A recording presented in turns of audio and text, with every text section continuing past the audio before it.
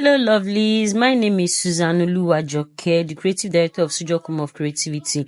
Today, I'll be teaching us how to change our picture background using the Canvas app. Open your Canvas app, and this is how it looks like. This is the home page.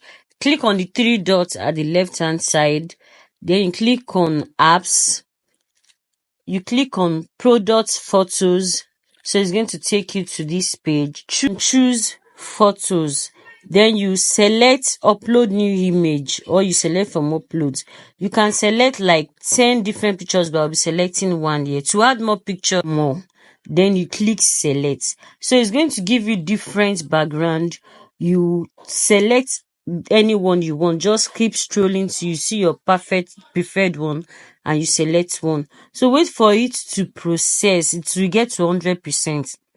So after processing, it's going to bring you to another page. It has successfully changed your photo background.